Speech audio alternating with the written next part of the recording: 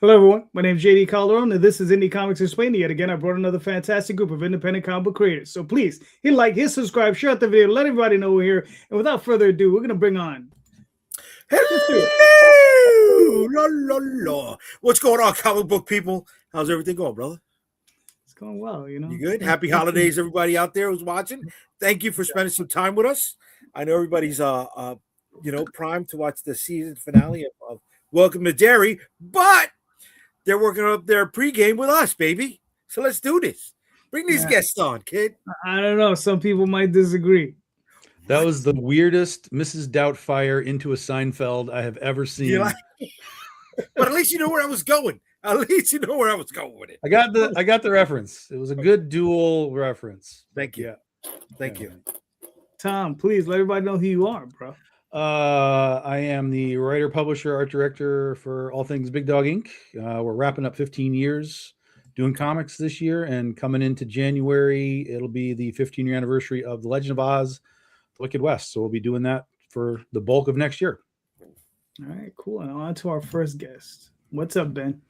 Hey, JD. Hey, everybody. How are you? We're good. Please introduce yourself.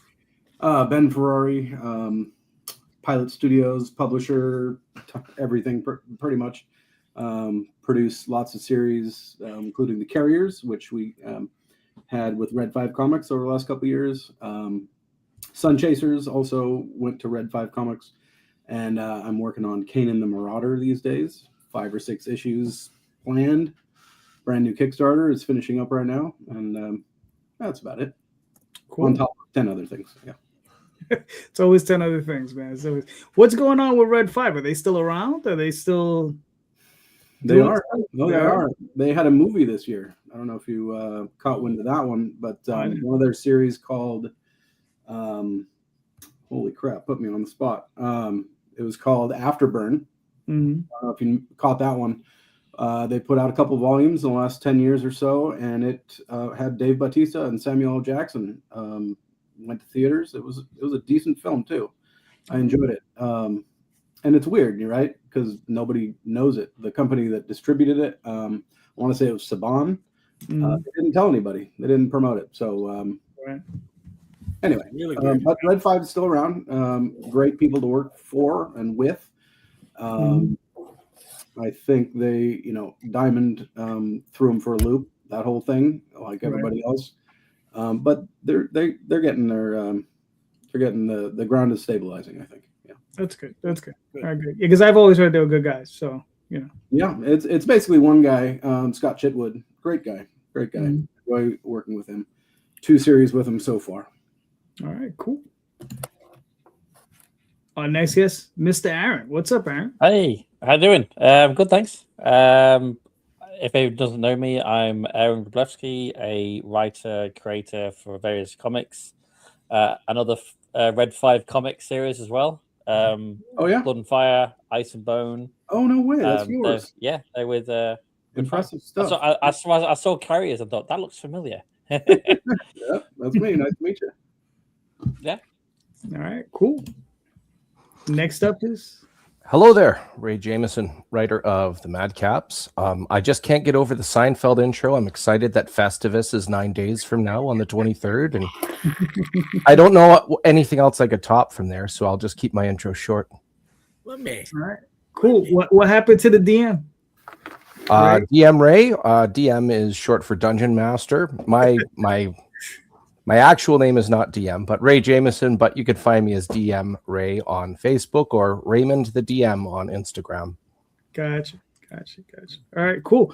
All right, gentlemen. I'm pretty sure all of you read the year's closing out. So, the show question. What are you looking forward to in 2026? And basically is what are you looking forward to accomplishing in 2026? As far as being an indie publisher, I don't need to know about you going to, I don't know, Japan or something. All right, so we will start. Well, Ray, technically you were the last one in, so you're the first man up. So My third and final issue is going to be launching in April. I'm really excited about that. I'm getting a lot of questions of whether or not I want to keep going. And my only thoughts right now are getting this third issue complete and out to my backers. I've been drinking a lot of pop and I'm trying to hold back a belch. I'm trying really, really hard and it's stunting my conversation right now. I'm sorry. Do the Canadian thing and apologize. But putting all jokes aside, there's just a lot of exciting things happening in my personal life, but for not going to Japan in regards to those details, with the exception of the Madcaps, I've got a couple of loose ideas working with a couple individuals. Unfortunately, I can't say any more than that, but wrapping up the Madcaps is certainly exciting, so I'll just leave that on the forefront. All right, cool. Aaron, what are you up to? I'm actually looking forward to the next Spider-Man film because it's got the Hulk in it and Punisher. It's gonna be awesome. Personally, obviously, I'm launching Pillars of Creation, the first in my new science fiction horror series. After that, obviously, getting funded would be fantastic. And then completing Ice and Bone so I can get it into Scott's hands at Red 5. He keeps bugging me about when can they start launching the Blood and Fire sequel series. This is a sequel, right? Yeah. Yep. And we've just finished launching issue 3. So Ezekiel's doing the artwork for that. Hoping to get that finished first quarter of 26 and then straight into launching the final 4 issue. So. Impressive. All right, cool. Ben, what are your thoughts? On 2026, as I mentioned, I got this thing called Kane and the Marauder. Just I'm about to finish the first Kickstarter for it. I got about 5 or 6 issues planned. One of those might be a trade paperback of the previous 5, but that's definitely my biggest personal thing that I'm working on day to day. But if I can also mention something kind of, I think, pretty big, and that is I kind of, some news here. My Carriers series, which Aaron mentioned with Red 5, I was fortunate enough to hit some producers, have some producer meetings over the last couple of years before San Diego. And it got picked up as what did I do?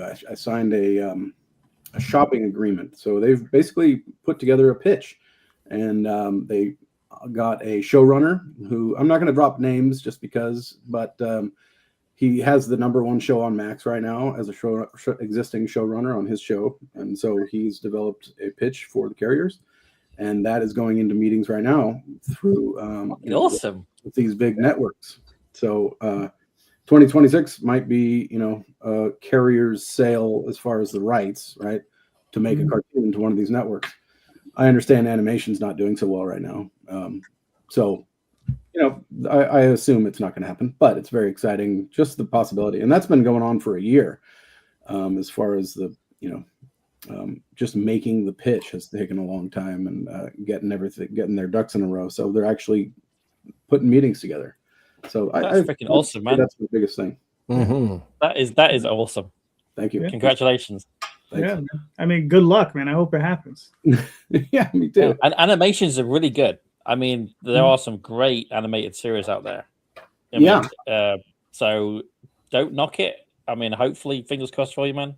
That's really cool. Yeah, no, I'm not knocking it. I'm just saying that, animators and cartoons themselves are not, I don't know, what's the word? They're not selling like they used to, right? They come and go. They get axed. They get canceled quickly, is my understanding. Mm-hmm. So even if it happens, it might last 1 season if I'm lucky, But whatever. Yeah. The point is, I'm excited. The possibility alone is just, it would be huge, of course. Yeah.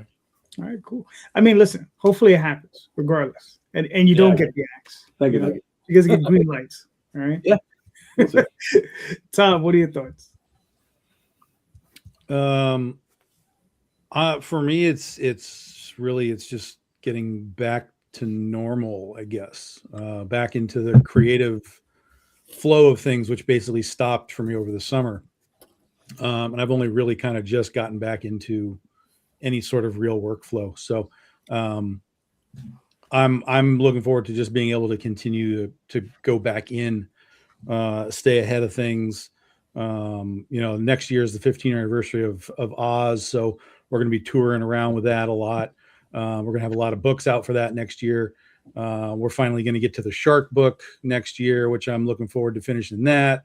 So it's all creative stuff, and I have a director and a producer that are looking at something for us. I've talked about it a little bit, and it keeps taking small steps.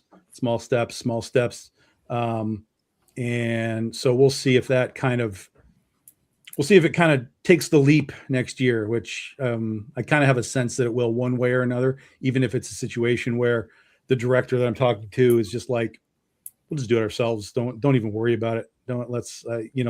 We tried to do the whole selling shit to Hollywood thing. And it's a living nightmare to attempt to do it. And then depending on who you might sell it to, it's not even sometimes selling the rights. It's like, they're just like, well, we'll just give you money and then you walk away. And it's like, well, no, I don't really want to do that either. So meaning you want a big hand creatively on the. Well, some creative hand, yeah, but in some cases they literally will just be like, we're buying it from you, go away. Like you can't make the comic anymore. You can't do anything with it. Like if you have comics, you can sell what you have, but you can't like actively publish it, right? Unless you're negotiating that into your deal some way. But a lot of these places that are optioning IP, sometimes that option is hardcore. We own this now for whatever period of time that is, right. and you can't do anything with it until that's done. So it's a little disconcerting to kind of have that out there, but sure. At the same time, the director that I've talked to, he's like, we can do this. If we have to do this, we can do this. I know how to raise money. I've done it. Obviously he knows how to raise money. He's made all kinds of films. He's been in the festival circuit. I'm just like, it's what's funny is I always talk about movies and people are like, well, you should just make your own movie. And I'm like, I'm trying. God damn it. I'm trying. I'm actively trying. I know nobody sees any of this because it's all behind the scenes, but let me just tell you, it's actively happening. We're working towards, next step. But because it is just us and we're trying to figure out, are we going to do this ourselves? Or are we going to take this, to somewhere else? All of it is just monumentally slow. So, but it's there. It's one way or another. We're going to probably have something towards the end of next year that we might be able to show you guys. All right, cool. I missed it. Can you tell me some background on that? What's the property? Did I just miss it? I didn't say what it was. Oh, all right. I've talked about it before. It's our Princesses versus Zombies book, okay. Which when I talked to this director guy, he and I both saw it immediately. We were like, yeah, this is a very easy sort of low budget horror thing that could be done.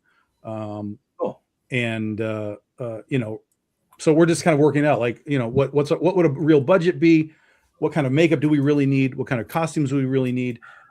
It's a real world thing. So it's not like we have to have tons of blue screen, green screen crap. It's like, just we'll go to a city and we'll film, that kind of stuff. So he's very confident that we can do it if we decide to do it ourselves. And it's just a matter of taking the steps to figure out, like, do we give this to somebody or do we do it ourselves? So we'll see. Congratulations. Yeah. Cool. Yeah. Mr. Rosario. Well, I want to start off by thanking both Tom and Ben for not mentioning me, my production partners, for the work that we're doing to bring their stuff to life. You can fully share that with the world. No, good luck, guys, with the stuff. I hope, listen, whatever comes from it, I hope both of you make some money out of it. I don't care how far it goes. Hopefully you get a little bit of greenbacks for the time and the trouble. Like Tom, though, I had a bit of a setback this year, and looking to get back on the ball. I have 6 scheduled releases for 2026, and I am also trying to find a way to fit in the action figure launch in between those 6 releases, because that was supposed to be a big part of the end of year for me over here. So finding that spot is challenging, because I want to have a lot of stuff in my hands before New York Comic Con. I am not going to Japan this year. I am. Maybe we're going to Ireland. I'd like to go to Ireland. The wife and I have a long held back honeymoon that we need to take part of. That we didn't. So maybe we can hit Ireland and check out some shops while I'm out there. I like to check out comic shops when I'm traveling on convention, on vacation. There's also a write-off. But I would like to do that. I would like to go out there, and again, hopefully, be on a bi-monthly release schedule this year. That's a big step. All right. That's cool. Where to even begin? It's funny. This year, I think I launched about 11 campaigns, right? So I fell short, so I'm looking to catch up next year. I think that's what I'm looking at. So you still got a few days. That's short. You can still drop one. You know what I mean? No, well, I'm dropping one tomorrow. You just start doing those 6-day campaigns and you'll be fine. I think that's what it is.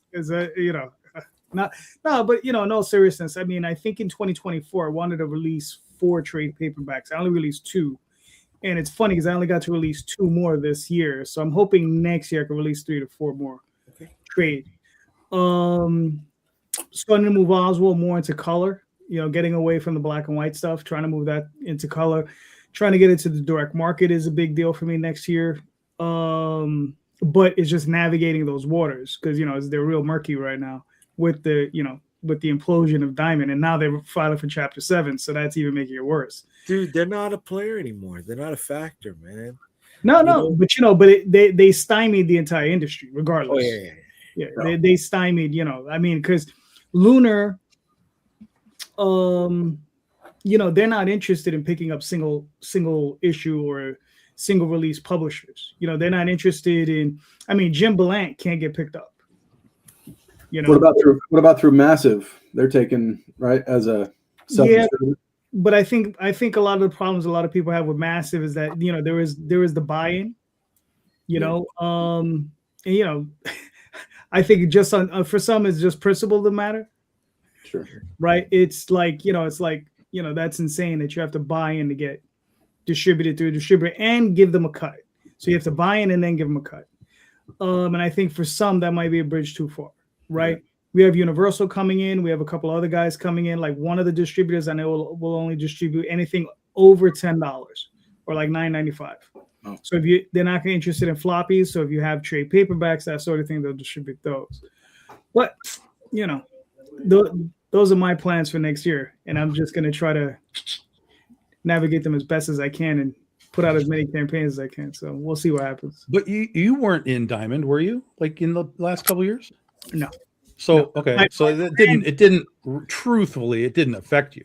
Well, it did and it didn't, because I have a business plan. My business model was to release my books in black and white, release the trade paperbacks, then release them again in color, then release the trade paperbacks, and then release them to the direct market in color. Right? That was the plan. And just as I'm about to reach that third stage, Diamond implodes. And so it was just like, son of a bitch. So, yeah. And whether I was going to do it myself or through another publisher, remained to be seen on that part. But, it was just like one of those things. It just imploded at that last minute. So, but like I said, next year, we'll see what happens. Regardless, still chugging along. Always next year, right? Always. Well, Jesus Christ. I mean, thank God. Right. So Jay, what do you got? All right. Simple question for everybody. Because it's the holiday season, do you or do you not give comic books as holiday gifts? Right? If so, why? If not, why? Interesting. Aaron. No, because no one in my family or friends freaking read it. My shit. No, it doesn't have to be yours. It doesn't have to be yours, brother. No, they don't really. None of my like close family or friends like really do the comic stuff. So no, I don't. It's all my kind of my niche. They all ask us how it's going. I'll kind of briefly go, yeah, it's going great. Okay. And then that's the conversation done. Sounds familiar. Yeah, they have no idea how much I get into it. My wife kind of starts getting involved, especially when I've just bought an engraver Oh. for like $1,600 for because I want to do embossed coins and engrave stuff for the Kickstarters. So I'm kind of trying to dabble into that. So it's costing me what I thought was a standalone thing is now like, okay, I need this, and then I need this, and then now I need this adapter, and then I need this bit, and I'm like, oh my god, what am I? We're gonna start calling you Mr. Calcaterra. There you go. Oh yeah. So yeah, no, and don't give out comics. For short and sweet. Okay. Cool. Ben, what do you think? I think not. No. Same as Aaron. Very similar anyway. My father-in-law is old time. He loves older stuff, but his bookshelves are jam-packed. He likes Arcrum and Fritz the Cat and all these older things, and Conan, which I share the love for. But he doesn't need new things. And then last year, I gave my books, pull my characters to as a white elephant at work, and thinking people would appreciate it or think it was cool. No. That's not what the reaction was. Nobody thought it was cool. They're like, "What the fuck is this?" So that ended my, you sort of tread carefully when you tell people out in the world what you do for fun, right? And half the time they're it goes right over their heads. Their eyes glaze over, and that's generally, yeah. So no Christmas presents as far as comics. Cool. Ray? Yes, mostly family and some friends. That's that Canadian right there. He just broke the whole thing. Everybody's like, nope. Canadians are like, yep. Yeah, we still think comics are cool. Am I cooler than Americans then? How does this work? I don't know the rules here. I am. Oh, all right. Here, look at that. There's Pop. It's called Canada Dry. Made it. You finally made it, Ray. There you go. It's a good ginger ale if you like that stuff. Oh, anyways, what's that? That's the best ginger ale, Canada Dry. I love it. It's good stuff. It's cranberry flavored. 'Tis the season.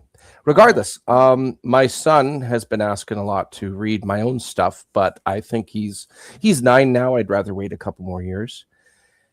And I don't know who this is. Ray's a good dude. Oh, you're one. That's a gooder. He's Good Canadian. He's Canadian. That's right. I forgot.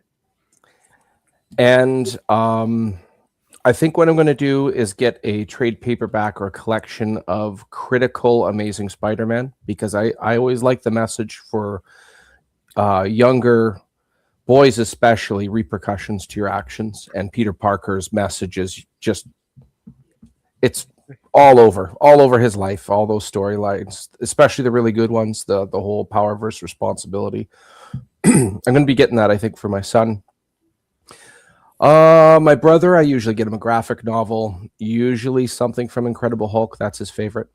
And usually not for myself. I should be a bit more selfish. At the end of October, we had Comic-Con here in Winnipeg, and I allow each of my children to buy one comic from the discount boxes. My middle child, who is Chaos Incarnate, this year she got Werewolf by Night, like some back issue from the 70s. It's just this little blonde-haired Cabbage Patch child reading Werewolf by Night. Great, That's awesome. That's awesome. But that's pretty much the limits of where comics go at this time of the year in my life. Okay. Tom? No. And I'm trying to think back even further. Like I'm trying to think back, like when I was in my 20s or 30s or whatever. Like because I had friends who were like big nerd people. We were into like Star Trek and all that kind of stuff. I'm trying to remember, like, we didn't even really give gifts to each other back then. Like, we just didn't do it. Like, it was just it was such a non thing. I think partially because we would just buy what we wanted anyway. So it was really hard to figure out, like, does Matt have that or what? Like, so it was kind of difficult. It's different if you're giving it to somebody who doesn't have comics, then you can be like, look, I know you don't have this, so check this out and maybe you'll like comics at some point. But no, I was always the pop culture kid in the family. No one else was, like, on any side, dad's side, mom's side, cousins, sisters, like precisely zero. So there would be no point in trying to send that to them, even just giving it to them. Like, they casually are interested. They're kind of like, hey, like, what's going on? And like, well, here it is. My stepbrother or half brother or whatever, however that all plays out, he's kind of pseudo into comics, but not like heavy duty. So every now and then he just buys some of my stuff. He doesn't even ask, like, hey, can I have it? I'll just get like an order on my web store, and it's like, oh, that's my brother. He just ordered books.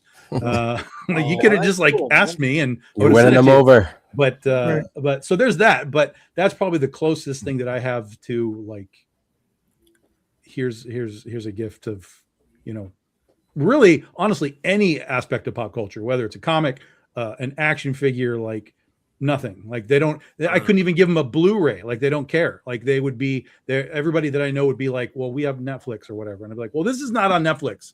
And they'd be like, well, it'll come there eventually, right? I'm like, I don't know.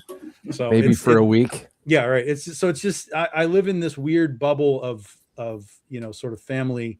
Obviously I have friends and acquaintances within the comic book bubble, but it's not like we all are like giving gifts to each other across the country and stuff, So yeah. Okay. All right. Calderon, do you give or not? Why? Depends on the friend or the family member, because I have given away some of my stuff. I've given away very particular graphic novels and trade paperbacks to very particular people. I have one buddy, he likes like crime noir, right? So I'll give, like, I think the last thing, I think it's called The Killer.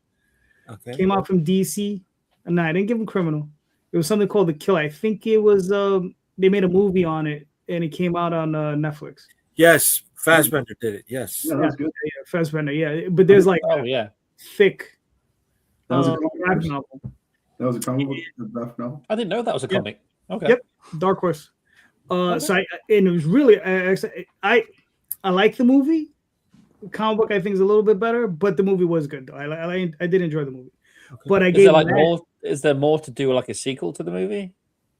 I take it they didn't do much of, like, is there enough material to do a sequel to the movie? Or did they just do the whole thing in that? It wasn't long. They pretty much covered, the gist of it. Like, there were other adventures he went on, but that one pretty much covered the bulk of it. So, yeah. So it's that. For Daphne though, she doesn't like comic books, but I have to get her his bande dessinée. So I have to go onto a French website, which is just French comics. That's all bande dessinée. You should buy her marketing lessons. Oh well, yeah, There you go. He's trying to start a war. You like to try to give copies of your comics to your own family for free. Yep, nailed it. There you go. Too late, baby. Too late. There you go. But yeah, I get her bande dessinée because obviously she can't get them here, so I have to order her those for Christmas. Word has it with those books, when you turn the page, you have to do the accustomed like noise because it's French. I did not know. It's a bad joke. That's over everybody's head. I love it. I love it. I love it when I make bad jokes. That's French Canadian. I know the reference is just a bad joke. Perfect. Even better. I love it. I don't even know the reference. What was that? History of the World? I don't know where did that come from? And he's talking about the guy does this and he does the popping sound. The popping sound is fucking great. I love it. So Jay, answer your own question. About the coin machine, yes. Okay, you see, Aaron, you're getting me in trouble, bro. You're getting me in trouble. Don't talk about the engravers. Don't talk about other product that we could buy that I may be tempted to purchase. Yep. Okay, so it's totally set in there. yeah, I do give out gifts of comics. I got one nephew who's into Invincible, the cartoon. So you know what? The kid's getting graphic novels. That's Another nice. one is playing the Marvel Rivals game. Rivals got a comic book, right? They got single issues, so you're getting a couple of those. Last year, nephew was into well, he still is into Miles Morales, right? And I don't know why DC's making a big deal about the compact sizes, because we bought him a Miles Morales and it was a compact. It was, bigger than the Archie Digest, right? But it was a compact size, and there was the Thor also that was around the same size. The shit my wife got me for my birthday. I haven't even opened it up yet, so that was an inspiration. The Something is Killing the Children hardcover. Wow. So we got to open that bad boy up. That's holiday reading. But why not? Why not give away gifts, right? I mean, go to the dollar bins or the quarter bins, whatever they have by you, and get them in them stocking stuffers. Right? As long as they're a cool, if it's a cool looking cover and it pops for them, that's the wonder drug. That's the starting It's the foot point. in the door. Yeah, that's better choice of words. Thank you for the phrase. Right? The first one's I'll free. do that. I'll do that next weekend. I'm going shopping at the mall next weekend for Christmas, so Why I'll not? hop in and But get see, some the- comics. but there's the idea of it's the thought that matters, right? But if the thought is I'm giving you something you don't give two shits about, that might be But the wrong you don't know thought. they give two shits about it until they give it. No, you at this age, if you're giving it to people I'm talking about kids. I understand kids for sure. No, kids. 100% kids. Yeah, brother. Yeah, But, kids. Bro. Yeah. But there's no kids in my circle of any kind. Okay. Like Okay. zero. So Okay, I have. yeah, If I had like nieces and nephews or whatever, I'd be like, yes, 100%. Yeah, fire them up. Right. 100%. Yeah. But I mean, I also forgot. I got the hardcover of Lock and Key because my niece was big on the miniseries. I mean, on the Netflix series. I mean, look, it depends on the if you have an adult, depends on the adult and what they're interested in. If they Right. happen to be into golf, you might be able to find a golf manga for them. They might actually do it because they exist. Yes. No, you're not wrong. Right. Or if it's somebody that is trying to complete the Byrne X-Men collection, right? And there's that one Byrne. No one cares about those people. No one cares about those people, Jim. Right? That is a $300 book right now. No one cares about those people. Jay, Which no one one are you cares. looking for? I don't know. It's the one that has the Giant X-Men signs, cover, X-Men. and they're No, they have numbers. I do care. Hey, they have numbers on them. Do you I know don't which remember the number? number. I know the price. I know the Is it- price. 3 bones. Is it John Byrne one? It's a John Byrne one. Yeah. Which It's a John one? Byrne. Like what's on the cover? I just told you like 3 digit times. You No, asked but me the everybody number. kept talking over you. Shut up about the number. Listen to what I'm explaining on the cover. Oh, I'm I don't sorry. know the number off the top of my head. Hurry up. It's they're on the cover in the Danger Room, and I know it's Colossus in the front of the group that's in there. Yeah, that's yeah, smashing shit up. Oh, I used to have that. Yeah. I'd have to look. I might still have it. Yeah. Yeah. I'll give it to you for $250. No problem. Oh, Said it was look at you. 300, right? You're a gem. You're a gem, kid. I'm gonna gift myself. Yeah. I'm gonna I roll love my my money nephew. in a fucking stocking. Yeah, I I might love have my sold nephews, that but I don't love them that much.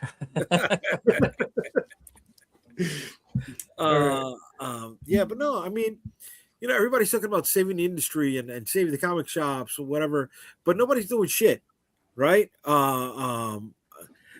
Get a couple. That's because there's too many gatekeepers in the way. Of course there is. Of course there is. But it's not just now. We had to navigate that also.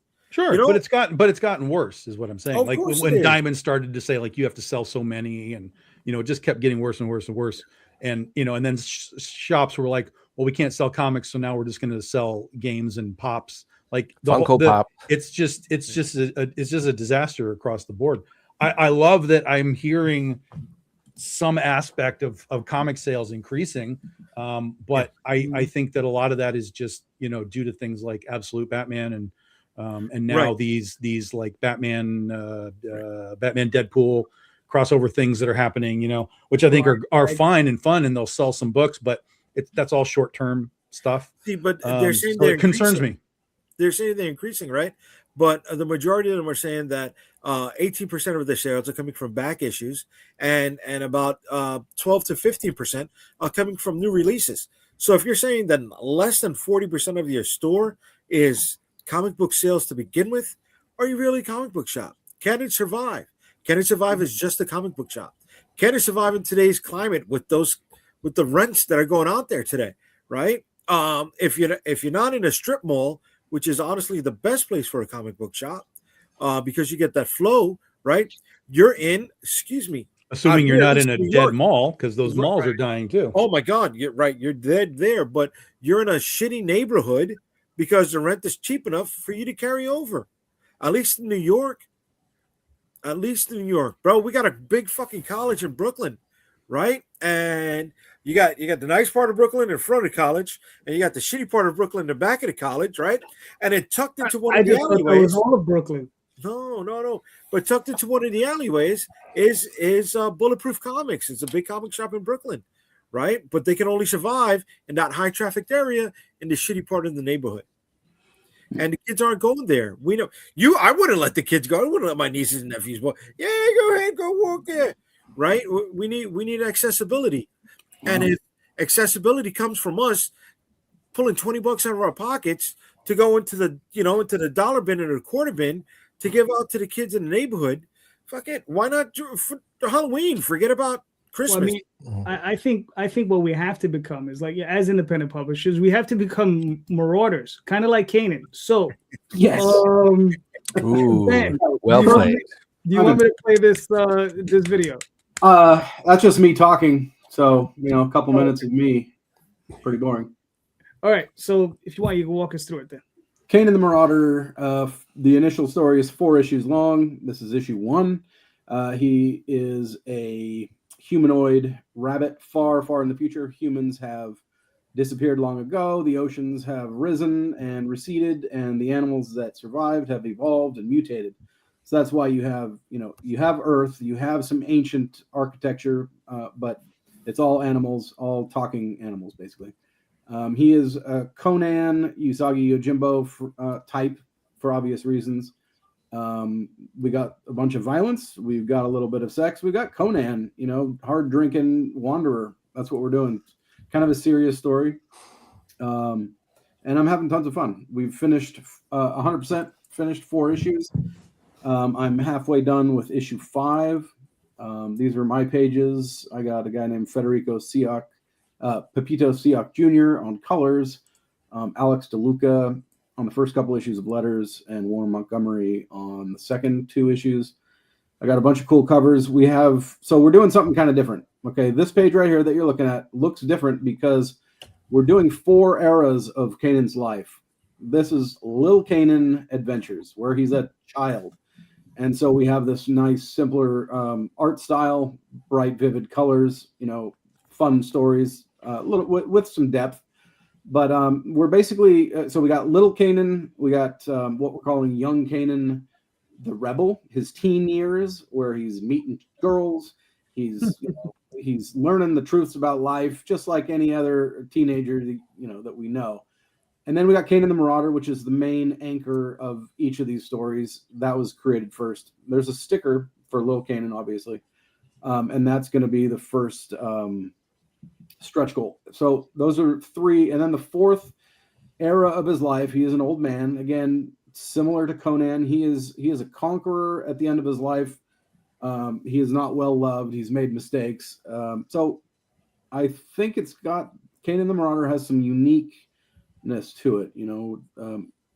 Concentrating on 4 different eras of a character's life is unusual, and so I'm kind of proud of the fact that we're doing something a little bit different. Conan, obviously, he was a king, and there was different eras of his life, but you never saw him as a little kid, as far as I remember, or certainly not recently.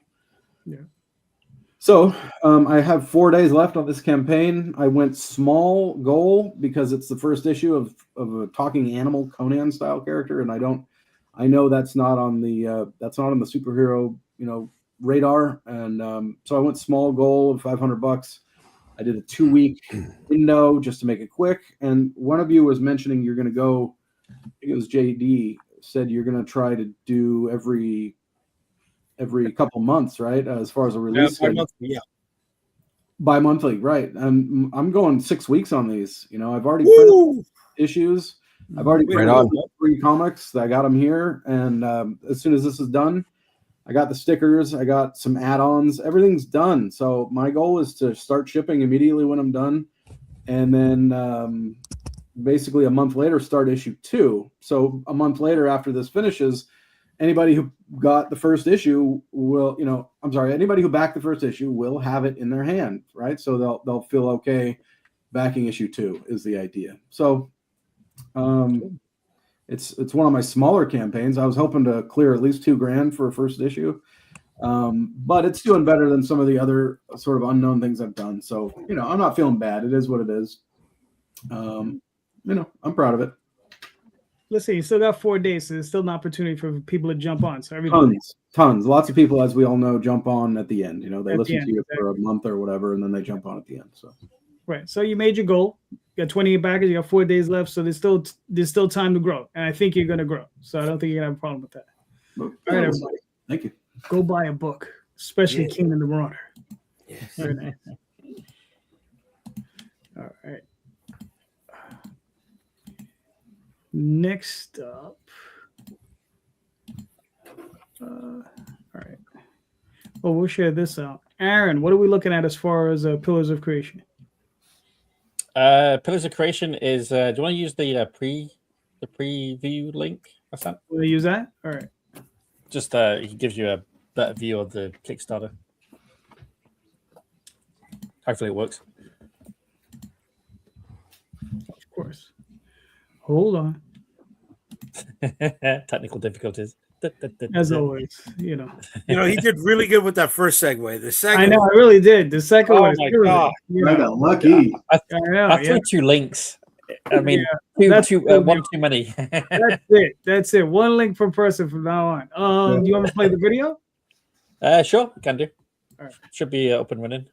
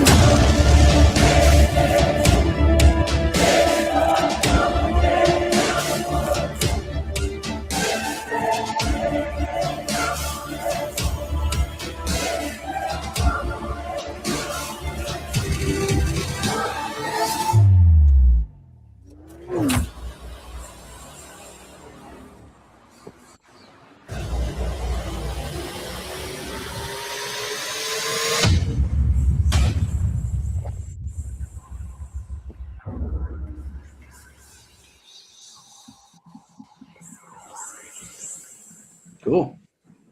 Nice. Very cool. I like it. Yeah, it's so Pillars of Creation is my kind of homage to science fiction horror. So if you like Aliens, Event Horizon, Calderon, this is kind of right up that alley. Follows a planetary survey team on board the Icarus. They are on their way home when they get woken early by the corporation, and they are basically told there's a missing survey team. And Hannah, who is one of the main characters, she learns that her partner is part of the missing survey team. So they go planet side, and all hell breaks loose. So it's very much, I'm trying to get that Aliens, Event Horizon kind of vibe with the artwork. And Caleb Addy, who's done a couple of variant covers for me in the past, Ice and Bone and Blood and Fire. Fortunately, I kind of reached out to him, gave him the script, and he loved it, signed on straight away. We've got various great variant covers. I'm actually doing a black and white special edition as well, and a hardcover for issue 1. See how that pans out. And for that actual variant cover, there's 2 different versions. It's very hard to see, but the actual spine, it cuts through their hands. So I kind of wanted them to, though they're together, they're separate. So one's on the back, one's on the front. Kind of like, I'm hoping it works, depending on the print. Right. I'm not sure. So that's why there's 2 variant covers of that. There's one where there's together on the front cover, and one where they're split.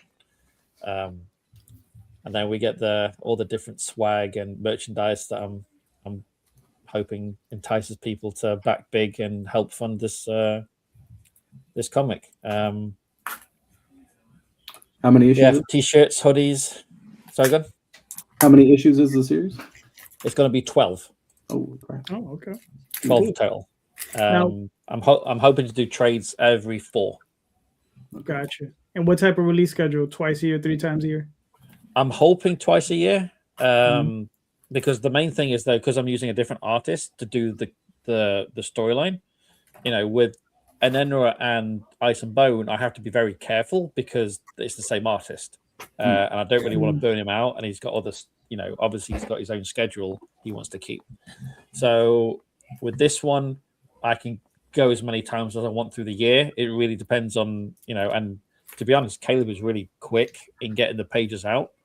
So I'm hoping I've got the first 8 pages done for, to showcase what it's going to look like. It shouldn't take too long for him to finish it, and then print in, send it out to everybody. Really looking forward to it. Can't wait to get my teeth into this. It's awesome. That looks really good, man. When are you looking to launch? January 6th. Okay. Cool. Yeah. Very nice. All covers are wraparound. That's a big thing. I'm doing this Very cool. for this campaign. Every single cover, whether it's trade, retail, variant covers, they are all wraparound. And the metal covers are both sides. So you get the metal cover as a wraparound as well. Very nice. Very nice. All right, cool. Digging it. Can't wait. What? I'm digging it. I can't wait. Gotcha. All right. You said it was 12 issues. Yes, total 12 issues, ranging between 28, 32 pages. I'm currently writing the last 4 issues, and they're going to be in the kind of the 40s because a lot happens in that. But I want to keep it to 4 issues, so it's it keeps that momentum going. And then at the end of each 4, you get the trade cover. You mentioned metal covers. Do they add a lot to shipping? They can, depending if it's going international, just because of the weight. Right. But here, usually not in the US. I just, because of media mail, I just go through that. It doesn't really add much. It kind of depends if they add a lot in the merchandise side. Then yeah, it kind of does. But I've never had an issue with them. Okay. All right. Cool. Very nice. Can I just ask? You said you're going to do 2 issues a year. I'm hoping. I mean, this is a long-term commitment, huh? I mean, you're talking 6 years off the top of. If I'm doing my math right, plus trade paperbacks. That's a big. I commend you for having that kind of. I don't think I could stick with something that long. So. Fortunately, most of my series are quite long, and Ender is going to be 16 issues. I'm launching number 8 next year. Okay. I mean, Ice and Bone was 3. Ice and Bone was 4. Blood and Fire was 3. So that's 7 in total. And then my Amor Patrice, who's like my supernatural horror, that's going to be 12 as well. Wow. So yeah, I don't do things small. All right, cool. Everybody, go sign up. And you said January 6th. January 6th. All right, cool. Sounds good. I like it. All right. And then we also have Mr. Ray, the Mad Caps. Right on. Issue 3 is underway. We have Victor Medina heavy into the interiors. Dan Kemp doing a bunch of color work on both covers and interiors. It is really awesome. I've got a bunch of talent that either I've wanted to work with or I'm just surprised I've been able to get my hands on. Right now, we're planning to launch in April, as has the other 2 issues been, as is tradition, I guess is a better way to put it. Am I okay to share my screen? Yes, I'll pull this down. We can share your screen. Awesome. Bring it up.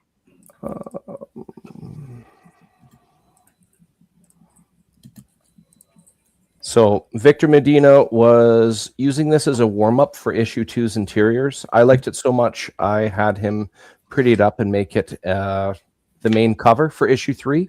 Nice. Looks And I'm very happy with how it turned out. And the only other cover I have to show off right now, I have a handful of covers that will be available, is this one by Harv Salteras, colored by Dan Kemp. Harv Salteras, I liked him a lot in his Ghost Rider era in the early 90s with Dan Ketch.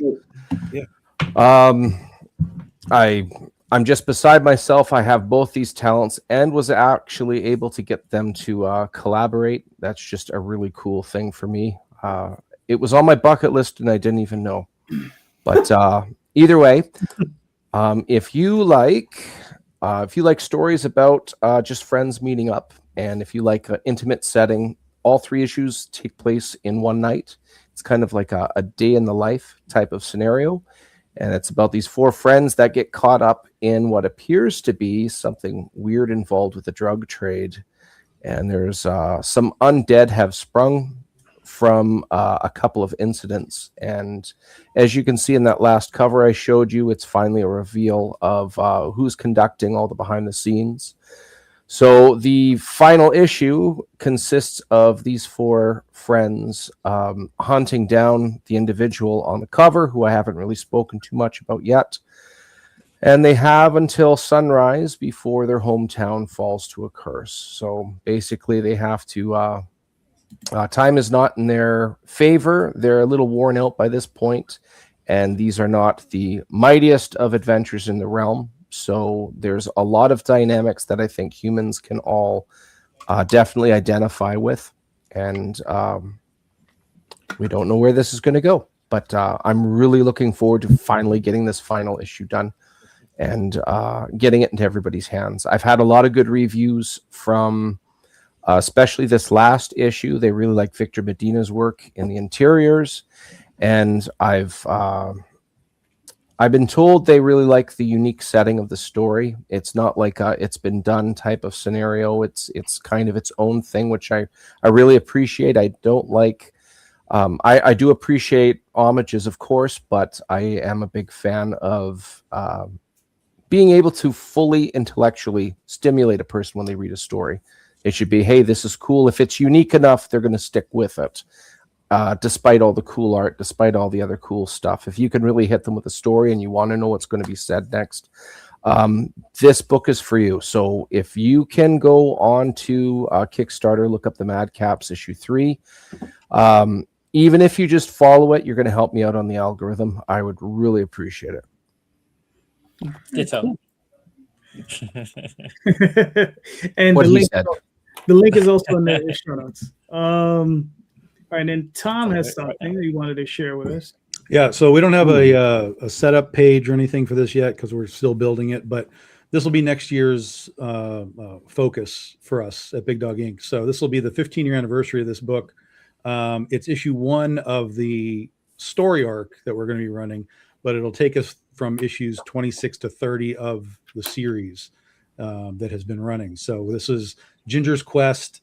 That's General Ginger. She's got some of the gnome hunters around her. So it's kind of a focus on her story from her past, her present, and where she's going to go in the future of the series. It'll have the other characters as well, Dorothy and Ozma and all of that. But the focus is going to be sort of Ginger's, development as a character.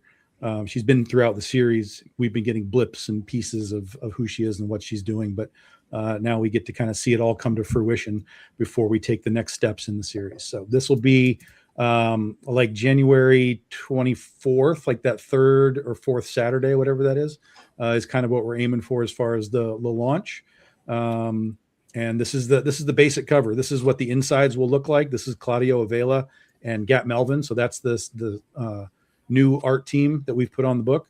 And yeah, looks great. I got a piece from Claudio, so he's a good artist. Yeah, he's great. Very cool. All right, cool. And I will show off my campaign. This is currently running right now. I got another 19 days left. Magi's Grace 1 through 3, and this is an adventure book. This is I don't even want to go into it. I've talked about it. Review coming for me in the next couple of days. There you go. But I have some fantastic covers. I have the main cover by the main artist, C. Michael Lanning's done a great job on. He's my partner on this. And we also have Pablo Verdugo Munoz, Lena Dye, Elsie Freitas. This is Christopher Awan and Capu Max Omega. I doubt if I'm pronouncing that correctly, but these are some of the interior pages. Is going on. We have another 19 pages up there. I mean, another 19 days ago. So go check it out whenever you get a chance. So, all right, Tom, you're up. What? I don't have a question. Shitbag. Come on. Think of my role. I'm the one that usually doesn't have a question. All right. I'm listen, JD knows I bring the depressing shit, and I didn't want to, bring it all down all the time. This will be like the third time I'm like challenging these people to like come up with some thought processes. But it's something that I always think about. I always think about the industry. I'm not really in it anymore. Like as far as like the retail store side of thing, like I'm distributed through AP, but they just do Critter and it's just a reprint. And so I'm kind of on the outside looking into the whole sort of LCS side of things, but I watch what's happening because I always have my whole life. I ran comic book shops. I've published, I've done everything except really for distribution. And now I'm really doing that by myself, but I watch what's happening and I listen to this, sales numbers are up and such and such and such. But I always look at what's being produced to sort of theoretically make those numbers exist. So the question, I guess, is why can't we sell Batman just as Batman anymore? Why is it required to be absolute Batman? Why is it required to be Ultimate Spider-Man? Why is it required to be some modification of what we know to attract anybody to these books to get a spike, right? It's like we know they have like their normal sales, like Batman. But then all of a sudden, absolute Batman comes and it's like, now suddenly we're interested. And what is absolute Batman? Well, it's just a reimagining of Batman. Again, we've just reimagined the guy. Now, instead of a rich guy, he's a poor guy. Now, instead of a thin guy, he's a buff guy. Now he's ultra violent and pulls his ears off in their knives, right? Like, so is there a requirement now in our society in order to attract like new people, because that's what I've been told by retail stores. We have new people coming in to buy absolute Batman. Okay, great, accepted. Why are they there? Is it because he's more violent now? Is this because this was one of the things like when Invincible came out, one of Robert Kirkman's thought processes was, look, we want to make a superhero series, but we're going to take the violence up a little bit, so that when somebody gets punched in the mouth, they get punched in the mouth, right? It's not like Spider-Man punching Doc Ock and everybody was like, oh, it's like, no, we're doing violence in this book. And that was sort of part of the selling point, but it never sold 400,000 units, even at its highest point. So it's kind of a weird question. I don't know if I'm asking it quite properly, but I think you guys get it. Like, why can't Batman sell 400,000 units without being absolute Batman? All right. Okay. Do we have a thought process on that? Right. All right, you go down the line. We're going down the line. So, but hold it, Jay. Hold it. Just remember, Ben, you're up. Okay. I mean, I guess off the top of my head, it's like you said, it's another iteration of something existing. People feel like they can get in on the ground floor on this, right? Because it doesn't have all that decades of of story and continuity. I would guess. Is it exclusively the violence? I don't know. I hadn't heard that. Is it well written? Well, no, I'm not saying that it is. I'm just saying that that's what Absolute Batman is in this case, Sure. and people seem to flock to it. So that was sort of just my. Yeah, I don't know. I mean, we've had Batman reiterations before, right? With Capullo's Batman #1, that sold well. But that wasn't a complete reimagining like Absolute is. Like Absolute, and like when they did what would they call it? Dark Knight Metal things or whatever, where everything was like hyper crazy over the top. The Batman who laughs, all that kind of crap. People dug on that, so it's kind of in the same vein, right? It's like, oh wow, this is all just sort of leveled up, okay, and people came for it. But then at the same time, when that stuff ended, no one cared anymore. Like it just drifted off into obscurity. That stuff's oftentimes in dollar books now. Right. The ultimate line has come and gone and come and gone and come and gone many times. So even this Absolute thing, it's like, are we going to get a couple years and it goes away, and then what? We reimagine him again? You know what I mean? Like, why can't Batman just sell as Batman? People are bored with the existing one and they want something new. That's where I'm coming from. This is what I'm saying. Okay, good. So we maybe are in the same wavelength. Yeah. All right. Ray, you're up. Okay, so there's a lot of moving pieces there. Everything Yes. I've heard so far, I agree with, but there's just so much more as well. For example, I'll use the inverse instead of like going darker. How about something bright that hasn't been done for a while? The first two examples that come to mind, at the turn of the century, everything that was action was like dark leather, sunglasses, and more bullets than you'd see snowflakes in a Christmas special kind of thing. And during that time, Spider-Man came out. Sure, it might have had a sleeker style to reflect that era, but it was power versus responsibility. I already used that phrase today, and it was novel and everybody jumped on it. To a lesser extent, Captain America, the movie, First Avenger, when that came out, everything else was kind of edgy, dark. Tony Stark the alcoholic, or the Prince Warrior that would just smash around frost giants because he felt like it. But Cap was an integrity-based individual, and at the time I felt that was very novel, and that was one of the reasons it was so successful. Going to something like Absolute Batman, I think it's the same thing. A lot of it is novelty. One of the things about novelty is if Bruce Wayne is quote unquote incorruptible on his one rule, for example, if you make a book where he does that, well, that finally happened, I want to see that. You're seeing a lot of people that just want to see that rule broken just for the sake of doing it. It's like if King Charles gave a speech every week, how many people would watch? But if there was one viral video where he like flatulated really loud, I mean, it would have the most views, right? Just because the certain unwritten rules were broken there without them actually being written, right? I think in regards to why standard story arcs as opposed to these reimaginings don't hit as hard is it's really hard when you establish a story for so long. How do you inject something new that makes it interesting to get a reader to jump in again?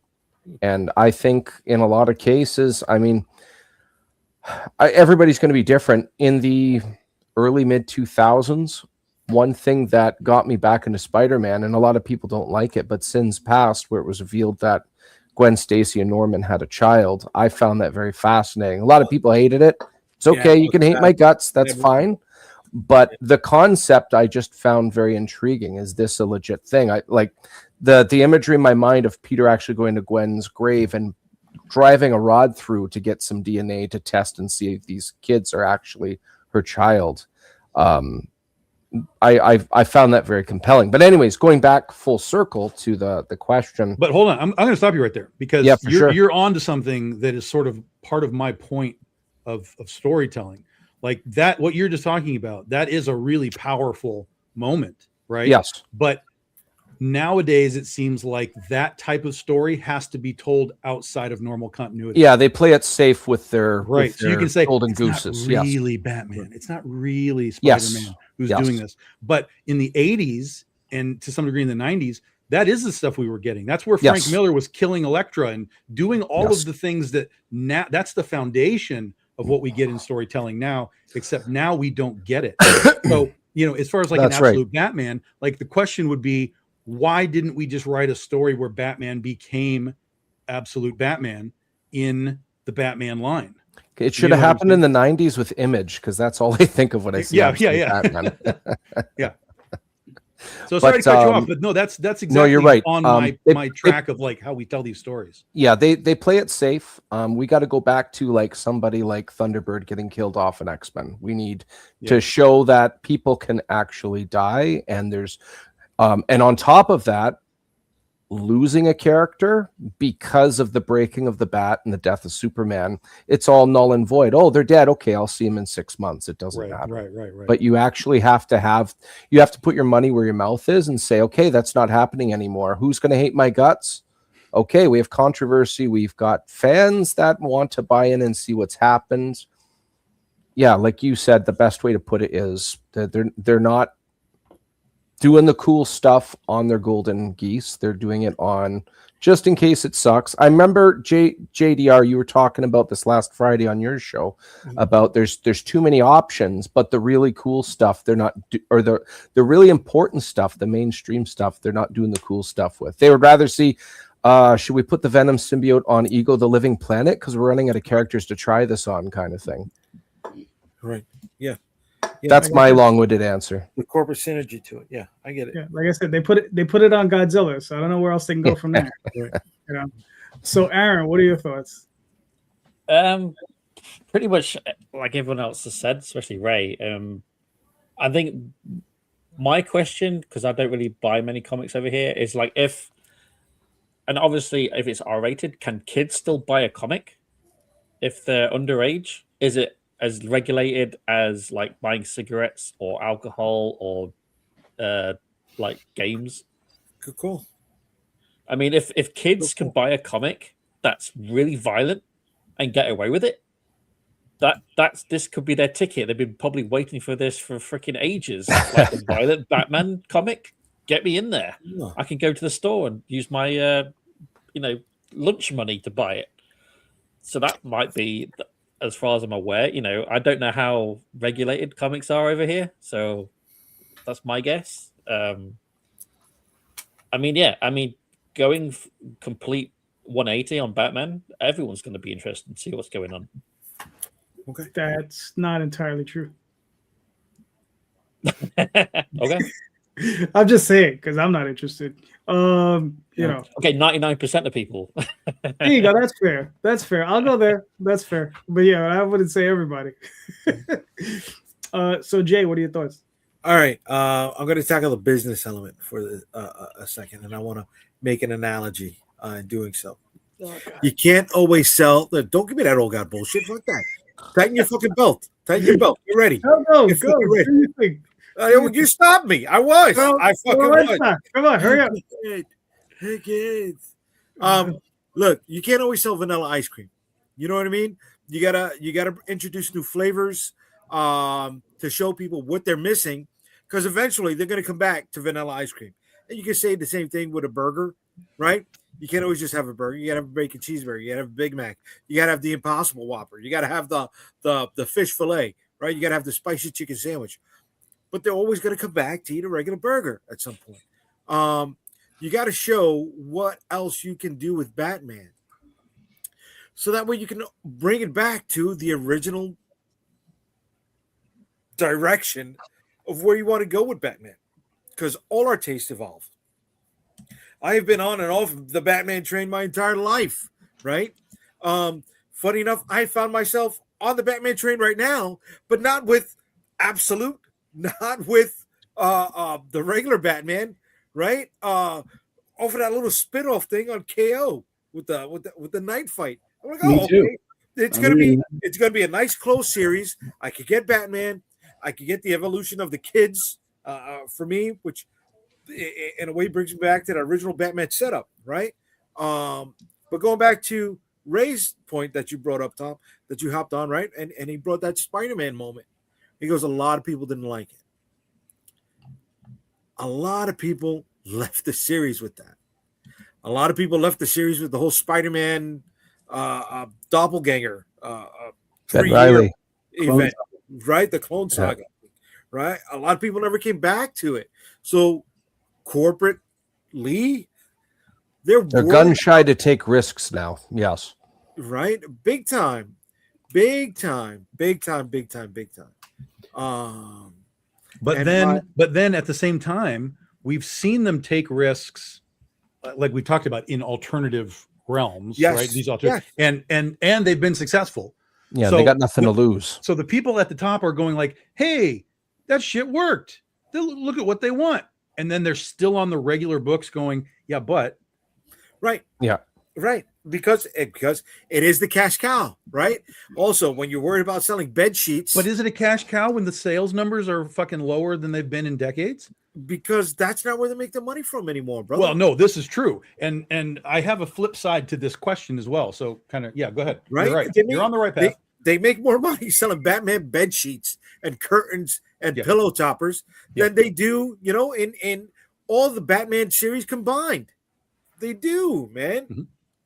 Right, plus the sponsorship money they get from the Pizza Hut tie-in and the Mountain Dew cups at 7-Eleven, all that that's going to bring the dough. Batman is one of the top 5 franchises in the world, right? We mentioned this before, my thing, right? It was Hello Kitty, Super Mario, Barbie, Batman, and I think Mickey, right? Those are the five top IPs, right? So you can't fuck with the golden goose in that moment. Somebody's mentioned Image Comics earlier. Is Absolute Batman just an Extreme Studios version of Batman? Are we Pretty much indies? More or less. Yeah. And listen, also, I'm not going to say that that's the absolute line. Like Superman, Wonder Woman, they're different. They are still kind of in the violent side of things, alternatives. But I'm not saying that's the whole line. I'm just using Batman as an example because he went like polar opposite of kind of how we understand Bruce Wayne. All right. As far as my own take, I mean, I think currently what's happening is that DC is taking some hard lessons from manga and anime, right? And I think they're looking at those markets actively and they're trying to learn from them, right? This is why they produced the mini books and they've had success with those mini books. They one of the things that I've seen over the years that they've done in manga and anime is they will reinvent series. Pokemon has how many different series, right? Tenchi Muyo. But are they're still more or less the same at their core. It's not like Ash suddenly pulled out a knife out of his ass and started killing Pika. Right, but the thing is the Pika. That's at the extreme of it, right? Yes. I mean, that's at the extreme. We don't know where that's going to head at some point because here's the thing. Anime, manga, and Pokemon especially are not desperate, right? Yes. And that's what's fueling that level of desperation. And like, we have to move in another direction. We have to get singular stories that run for a while that we can put in these fat little volumes to sell to these kids. Not in the hundreds of thousands, but in the millions, because that's what manga sells. Those are the things that I see DC is taking in that Marvel isn't, right? Yeah. And I think that's where they're flowing. They're like, okay, let's try to tell these unique stories with our IPs, which are very well known, right? Flip them, make them exciting, put it in the hands of a very talented writer in Scott Snyder, because that's what he is, right?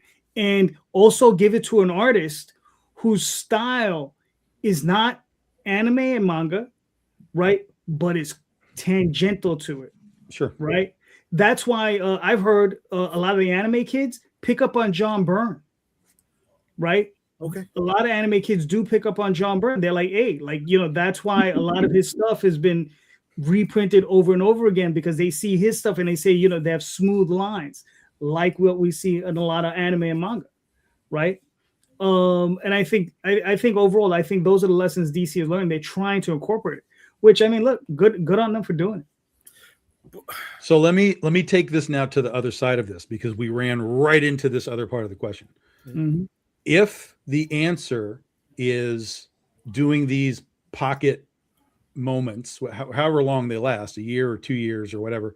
If the answer is to do these pocket moments, Netflix just bought or is buying Warner Brothers. Netflix is about to own Batman, Superman, Wonder Woman, all that kind of stuff. It's going to take a while, but it's going to get there. Yeah. When they get there, are they going to give two shits about making these comics that we just talked about? It doesn't matter. The IP is about bed sheets, not comics. Mm-hmm. And if they don't care about comics, are we finally at the point where Netflix will say, you know what? There is no more DC Comics. We're going to license this stuff to other publishers to make comics. We've actually seen that. We have seen it. That's what I'm saying. We've seen these tests for many years already. Marvel's been doing this. Disney and Marvel. Yes.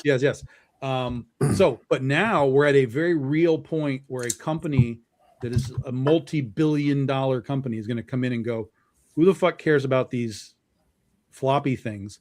Let Boom do Batman. Let Image do Wonder Woman. Let Dark Horse have Superman. Let's just take money from them and let them do whatever they want. And then we can then still control whatever's created is still owned by us, right? You know what I mean? So they can still use it for TV and movie IP. They can, whatever that's going to be. But we might be right there. It might be right around the corner. That's if Tom, Netflix. Hold on, guys. Hold on. Just give me a moment. Ben has to go. Ben, thank you for coming on. And just please let everybody know where they can find you and your work, sir, real quick. Thank you. Nice to meet you guys. I haven't met before, and I'm on Facebook all the time. Pilot Studios as well. And thanks for listening to my Kickstarter, Kanan the Marauder. We got 4 more days. Conan, Usagi Yojimbo mixture. So thank you very much. I'm sorry to run. I got people waiting. No, that's cool, man. All right. Thanks for being here, Ben. Have a good night. Thank you. Take care.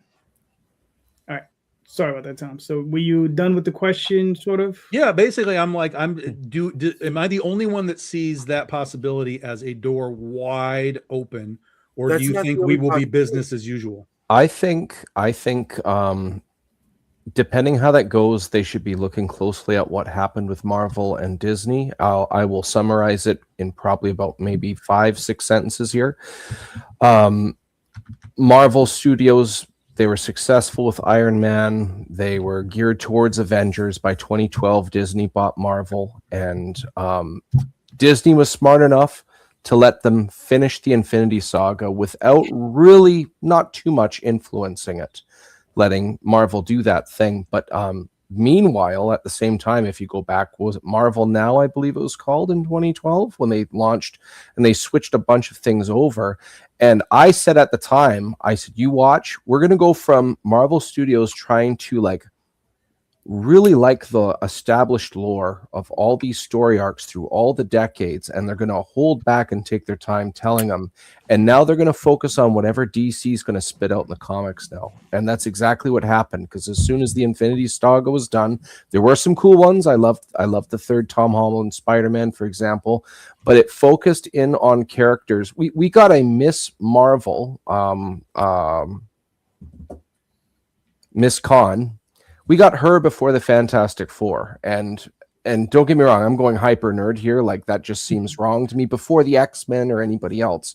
And I realize there's some dynamics there, but they tanked at that point. I hope that if Netflix is buying Warner, if that doesn't fall through, and it isn't like some government says no, too much of a monopoly. I've heard some speculation on that. But if it happens, I hope they learn from Marvel's mistakes. But maybe it is, they just say, you know what, we don't need to be making, like you're saying there, Tom.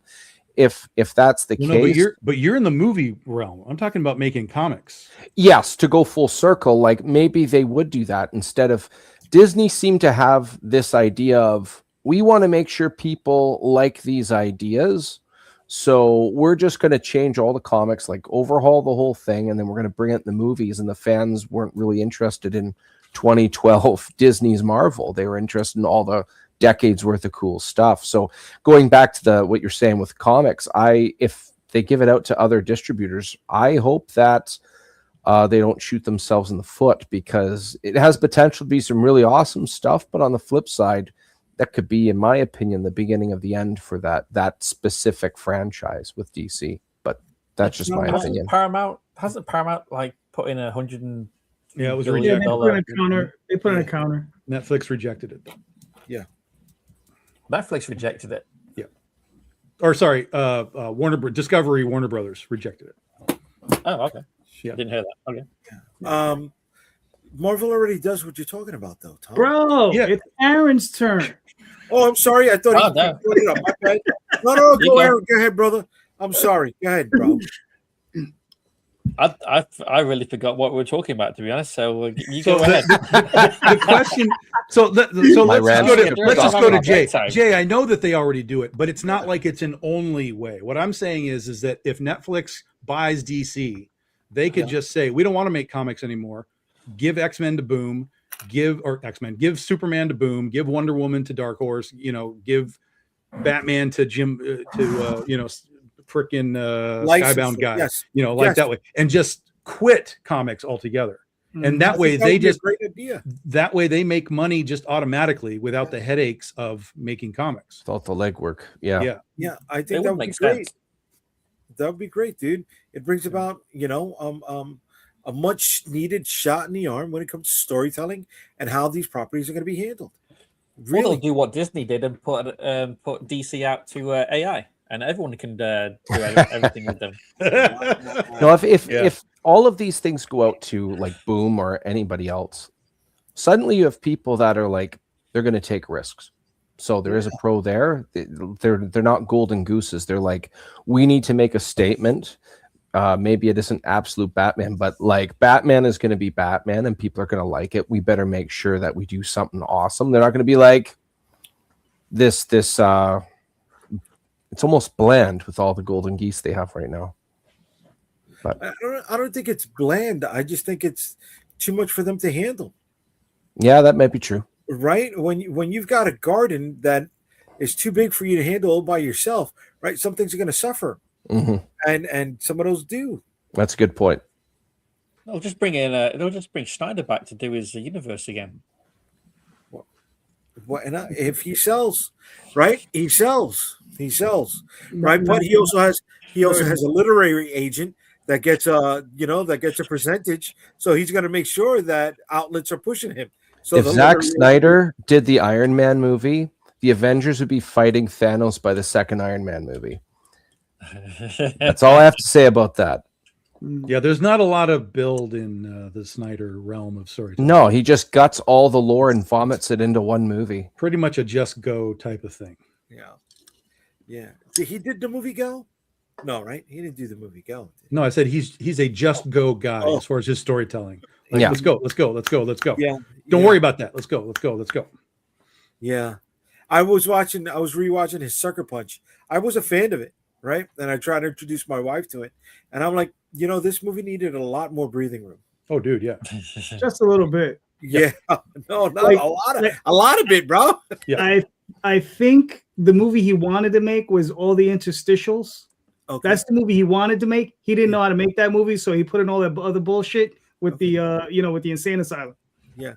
You know. I mean, I kind of liked the zombie one. Was it Army of the Dead one with Dave Bautista?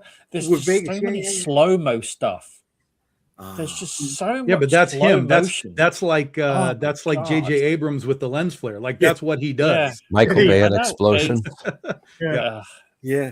Is Well, it Michael Bay with the explosions or Michael Bay with the Michael- turnaround, the camera turnaround and the light shine over Not the just back of the head? not just one turn. He turns 3. Like he's got the head going this way, the camera going that way. Yeah. Like he's got multiple layers of we're turning, we're moving. Yeah. And it's And not the explosion. Yeah, the explosion's behind But it. it's not just the explosion. It's also hot chick jumping, not with a speck of dirt on her, looking perfect, jumping through these flames, looking incredible every time. So Yes. My wife gets upset. She goes, "How do they keep the hair that perfect in a fight? You tie your hair up in a fight. That's what you do. It's so unbelievable." The comics are better off in the hands of smaller companies run by actual comic people instead of being run by corporate-run bean counters who have no idea why people even like this stuff. Good call. Yeah, well, you watched the what was his name, Iger or whatever, like wreck Marvel back in the day. Was it Iger? oh yeah, he did. Yeah, No, not Iger. Not What's his Iger. name? No, The other guy. Perlmutter. Perlmutter. Yeah. But he was a nickel and dime guy, bro. Yes. I haven't seen many Snyder movies, but I'm tired of the Snyder cut. Just release what the fuck you want. Oh, excuse me. Just release what. That's not why there's First Snyder time. cuts. There are Snyder cuts because the studios don't want what he's doing. That's why you get a Snyder cut. It's like with the Rebel Moon, for example. He told them, like, look, I know you don't want all this, so I'm going to give you what you want, but I'm going to film what I want. And then when we're done, we'll release what I want too. And then basically he's just trying to tell people, like, look, just listen to me. I'm right. And that's why they do the Snyder cuts. But that's how that Either version was stuff that nobody wanted, though. That's right. Yeah, but he thinks he wants it. Like, he thinks that that's what makes it a better thing. Oh, Snyder. The only film that I've ever seen that work with is Kingdom of Heaven. Orlando Bloom. Oh, what a yes, Orlando Bloom. Yes. So if you watch the theatrical release is not that great. It's an okay movie, but if you watch the director's cut, that's a really good movie. I just did, and I was get it off of my fucking TV. Oh my god, I was bored. I was so bored. Listen, it's not for everybody. It's beautiful, like it's a good. It's shot, but it's Ridley Scott. That's why I'm saying. Like, okay, Alien Prometheus. It's Prometheus is way better. Alien, way better. It's beautiful. It's beautiful, but it's come on. See, but here we are. We're arguing these movies. We're arguing these comics, and it's great discourse, right? You got to put something in there. Well, dude, if it doesn't trigger the people that are reading it years or watching it years later, is it really important, right? And then you have that dead zone of these comics. Look at Laser Blast.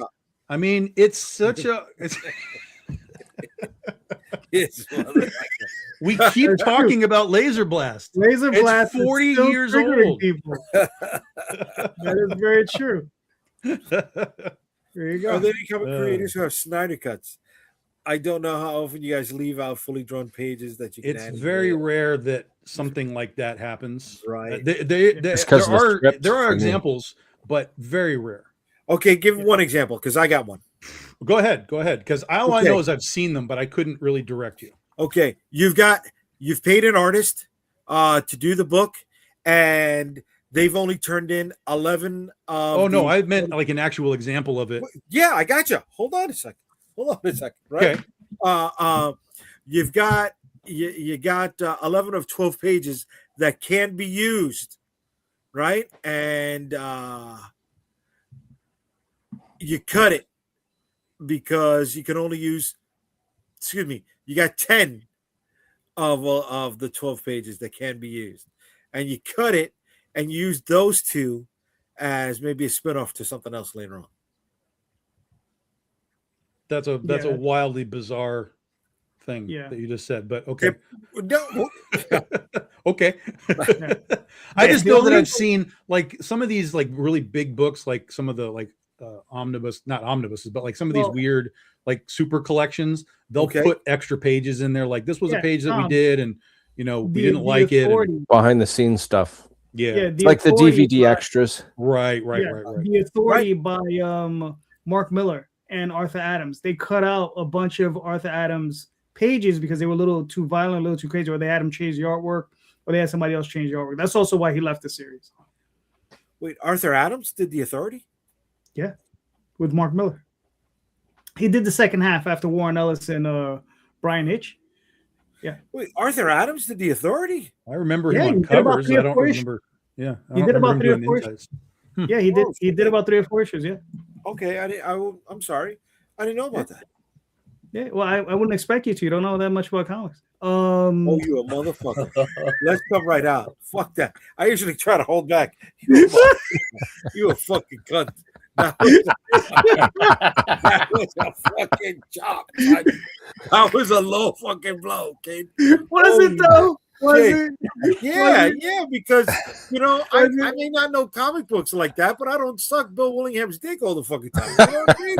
The Elementals wasn't the greatest produced book on the face of the goddamn world, bro. JDR, the best insult. The only person that mentioned Bill Willingham today was you. Yeah. JDR, the best insult I heard from you is the very first time I've heard you speak, which is Mr. Calderon has you on. You introduce yourself. He cuts you off, like kicks you out. Says, "We've had enough of that." He brings you back on. You're like, "I hope you get stuck in traffic and shit your pants." See, but the problem with that comment though was that was just him reflecting. Because you know what? Yeah, because he doesn't drive. You know what I'm saying? Exactly. So, I mean, that's even people, worse than he's stuck on the bus and he's shit Yeah, himself. he's stuck on the bus. You got to take a shit, right? But he doesn't take the. You do it on the bus. You can sit wherever you want. And you don't have to You know? clean it up after. So that's a win. Listen, at least this way you guarantee yourself a seat. Dirty guys. Depending on the bus, it might smell better too, but that's another story. Tom, I completely lost track of your question. What It was just basically if Netflix does buy DC, do you think that door is open to kill off floppies? Right. I mean, well, that was one of the fears, I guess, when Marvel was purchased by Disney. Yes. Right. Yeah, that they were gonna, and I mean, and the thing is they have, chopped off little pieces and given it over to Dark Horse and giving it over to Dynamite, right? Like Dynamite, you see them doing, what is it, like, I don't know, some random. No, there's Herculoids, Fantastic Four crossovers and shit. Right, but but they're also doing, like, they did Lilo and Stitch, and they were doing all the Disney stuff. Yes, right. They're doing those Disney books. Dark Horse got the Star Wars stuff back, right? Yep. So that was a big fear. Now, as far as Netflix chopping, look, it's a corporate structure, right? And I think Netflix, I don't know, man, they're kind of harsh up there. But if there's, they cut popular TV shows after one season. If they're going to be like, fucking Spider-Man didn't sell 1 million units, get it out of here. Yeah, I know, but we don't know what their plans are, right? Yeah, so we don't know, because here the craziest thing about it is Netflix. Right now they're just selling. They have a very small platform to sell IP merchandise, right? Which I've seen they've sold stuff. Maybe they're looking to expand that. You understand? Maybe they're looking like they're worth like $400 billion plus, right? And maybe they're looking at the next thing that's going to take them to the next level. And I think they realize that it might be selling, let's sell the stuff, Blu-rays, T-shirts, and all that other stuff. And maybe by having those IPs, real IPs that they're not developing, that are already developed, that they might be able to move into that direction and have the platform to sell it. Because imagine if they put a bumper either before or after whatever it is by DC, and they're saying, oh yeah, you can buy the books here, you can get the books here, you can buy a T-shirt here, whatever. You understand? They just got to put like a 10-second bumper, and they're going to probably sell 20, 50,000. Bumper. They just need a QR code on the screen. Like that's what everything is now. Is end of the show, QR code, go get your shit. Yeah, I mean, however they do it. You understand? I mean, however they decide to do it. But I think if they play that game, they might be able to make a lot of money at it. But I think it would depending on who they get to run it as well. If they get someone to run it who knows DC, knows how to handle it, loves the comics, they'll fight for it. If they get just a normal average Joe who doesn't give a shit about the comics, they'll palm it off to whoever wants it for a quick buck and just use the IP in the movies. So it really depends on who's going to be the head. Right. In Netflix, in charge of it. He's got a point. Aaron's got a big point there, because prior to Marie Javins, the one running DC, it was nobody wanted to work there, right? They weren't producing good content. And what are you talking about? Jim Lee's over there. No, the one on top of them, the one who was the go-between, the one that before it was Paramount Discovery, or maybe when it was Paramount Discovery, I forgot the woman's name. But she was not liked by anyone in the DC offices, right? But Marie is she's there, right? She's the great go-between. Will they have somebody like that in play with Netflix? Hope they have somebody, right? But if not, and any of you guys had the opportunity to get a license, and I'm not talking about the big money licenses, to get a license to do your own DC book. And nothing above Green Lantern, right? So no Flash, no Wonder Woman, no Green Lantern, no Batman, Superman, Superboy. All right. If you can get C titles down. Well, just so we throw this out there, about 5, 6, 7 more years, Superman, Batman, and Wonder Woman are all public domain. Right. That could be another reason why it's being offloaded. That's what I'm saying. That's this. Interesting. There's way too much kind of all circumstantial that all makes sense. Right. Yeah. Right. Yeah. But then look at how Disney's handling the whole Winnie the Pooh situation. Right. Well, Look they're at not. They're not. There's nothing for them to do. They're fucked now. Everything comes into public domain. They have no choice but to let people do it. They can watch, and if someone fucks up, send them a cease and desist. But of course, other but than look that, at how the family that owns the Zorro rights has held on to that shit like a mother, even though it's public domain, right? They come for you. And it's not King Features that has Zorro. King Features works with them. But if you could, That'd be a good one, Mr. license one, what would you license? C titles down, please. All right, Aaron, you're up. Oh, fuck. Here, I'll step in if you need a minute to think. That's an interesting title that they have. Plastic Man. was that a Vertigo book? Had to be a Yeah, Vertigo. Plastic Man. Why Plastic Man, Ray? Plastic Man, you could take any, I shouldn't say any, but if you have the right stand-up comedian like an Andrew Schultz, I think it'd be an awesome, like, if I were to combine those two in my mind and write a story from there, I think I could do some really fun stuff with that. All right, so you want to do some, okay. You want to do the cartoon? Yeah. The 80s? You would? Yeah. Okay. Plastic Man. Okay. I think it would just be what's fun. the guy with the blank face that hides his The identity? question. Question. I'd do him. You do him? Yeah. Not me personally, I'd write him. Write him. Just saying. Okay. Yeah. Okay. All you Okay. cosplayers, be aware. Aaron Depending on has how a much it fetish. costs. How much? How much are we talking? Okay. All right, Tom.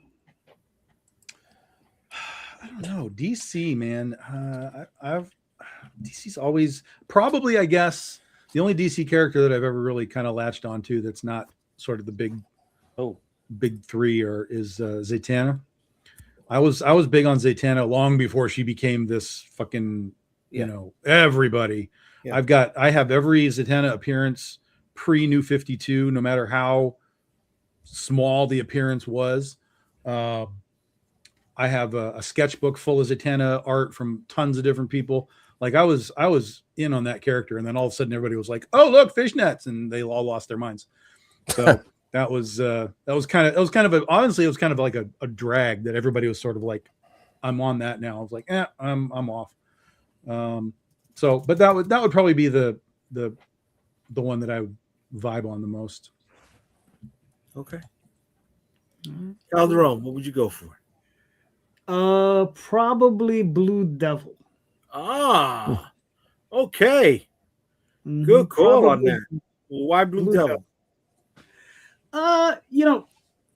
Just taking it from a different perspective, because what I remember of the old book was he was a guy stuck in the suit, and then something happened, and he got permanently stuck in the suit. Right, but he ended up with some kind of weird powers, and I don't remember the entire origin of it, but I would play with that. I think there's a lot of room to play with that. As far as the character is concerned. Okay. So who would you get? Would you class Constantine as a lower tier? Oh yeah. 'Cause I do like him with the demons and stuff. I like my horror stuff, so that'd be my second choice. Okay. All right. I would I'd go lower below C. I'd go D. D if cups. he's that high. Going big Barda. Oh, that would be cool, but no. D cup. That would be cool. Because you could do the That's facts. Daphne. That's facts. There was a book in the Good point. 90s called Aztec. Holy yeah. shit. That's a Mhm. Vertigo book. That's a Vertigo book? Yeah. It's DC, but I'm saying it was put under the Vertigo brand. Yeah. No, it wasn't under the Vertigo brand. Oh, no. I know what you're talking about now. Yeah. Yeah. there's Yeah, The superhero yeah. Aztec guy. Yeah, Yeah. the Yeah. superhero- Yeah. And Grant Morrison put him into his Justice League for a moment. That's right. That's right. I'd play it totally different, right? I definitely lean into the whole Aztec mythology, but brought up with incorporating today's technological side. I thought that's where that series was going. But you could do that right now. I could do that right now. Mhm. I'll tell you something else later. But I mean, we can Spoiler, do anything right now. I just outed Jay on the last book he's doing next year. Yeah. We could do anything. We can reinterpret anything. Fuck, Invincible's just Superboy, right? And Watchmen, the old Charlton characters. Watchmen's the Charlton characters, right? We said this the other day. Weapons was just another take on the Pied Piper. What Right. was Lee Field's ripoff of Captain America again? I can't remember the name at the top of my Fighting head. Eagle or some shit like Fighting Fighting American. that. Fighting American, yes. And the lawsuit was he could keep everything, but the Fighting American couldn't throw the shield right? Amazing. He likes to say he likes to talk about the derivatives, right? But his Supreme was a derivative, right? His Youngblood was his Teen Titans. They were all derivatives, right? That's all. We all have that. Mm-hmm. We all have that. So nobody should be emboldened and say, "Oh, my shit's original." Oh, fuck out of here. Nah, my It's your shit's take. original. It's your spin. You know? Mine's not superhero, to be fair, so I guess I'm kind of removed from that. But Yeah, but it's also in There there. were Dungeons and Dragons comics, Ray. You're just ripping off Dungeons and what he Dragons. said, yep, DC that's what I'm Comics, doing. Dungeons and Dragons. Yeah. Mhm. Yeah. So, but I'd go Aztec. I'd When go does Aztec. Presto show up in your comic, Ray? Mhm. Presto? No. Oh, No. Presto, come on. How about the I'll sooner barbarian? have Batmite. Uh-huh. did you Mix guys of- watch the unproduced YouTube video of the final Dungeons and Dragons episode? No. You didn't see it? No, I gotta go watch that. It's just reuse of old footage, but Yes. there was a script for it, so they Yes. took Oh, old I see. footage and recreated Just to give it some visuals. Yeah. Right. They Yeah, recreated yeah. the story, yeah. And they I like did, how the very first episode they're fighting Tiamat right off the hop. That's That how just you gives do me it. a chuckle. That's Yeah. how It's you like do it. that's like a final boss battle. They're like, we're level 1, and this giant 5-headed dragon comes out of the. It's awesome. All right, I got a question for everybody. Has nothing to do with any of this stuff. So,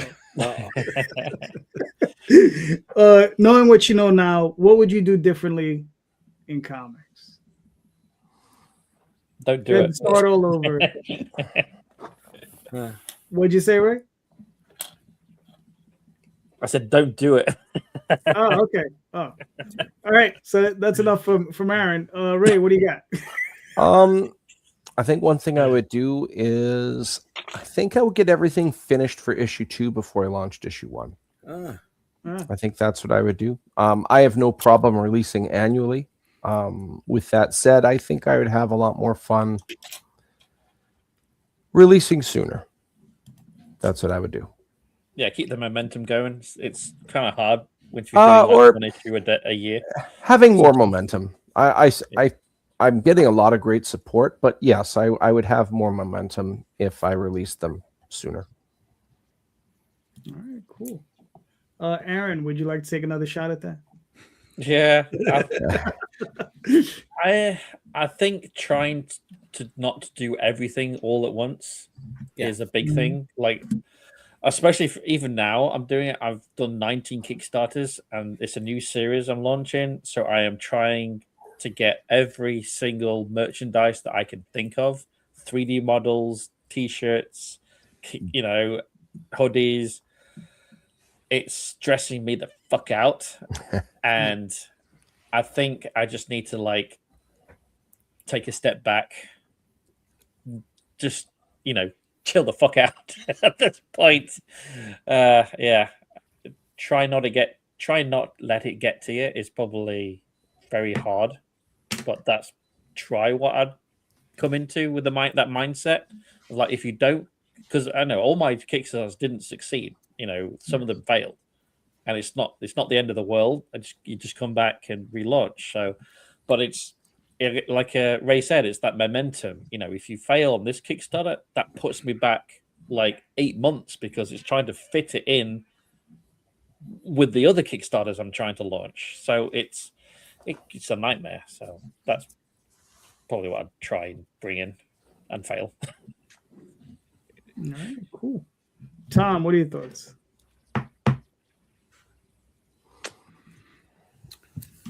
I think that, and I've thought about this recently too, which is why I'm kind of, in a way, kind of resetting my thought process on the future a little bit. But I probably would have actively tried to stick with the primary books that we started with: Penny for Your Soul, Critter, Legend of Oz, Ursa Minor, and stay focused on them rather than Scheherazade, Kaiju Epic, Lights, Camera, Jungle, Princesses versus Zombies, like just too much.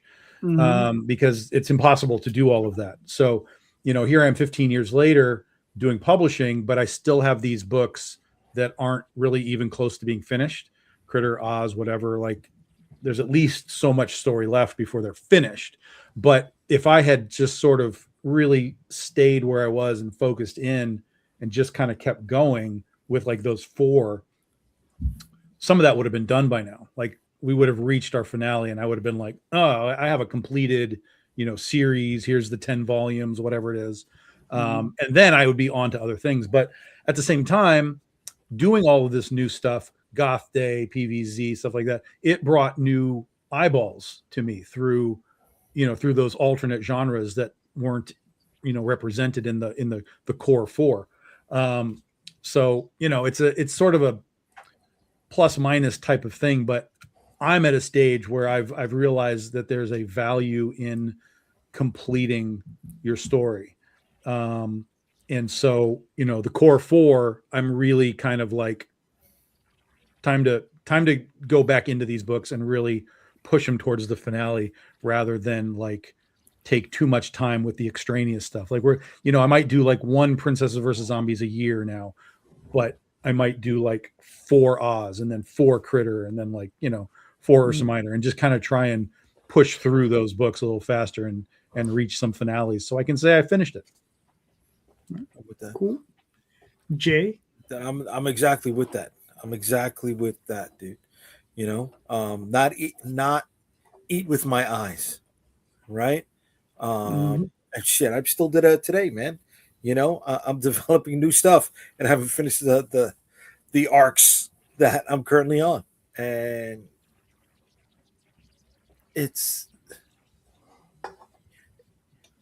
also makes me question what I am, right? And I'm a better starter than a finisher, right? I build up something so grand that when it comes to actually telling the story, I end up trimming all of that fat, right? And I'm just like, just stick to the one thing.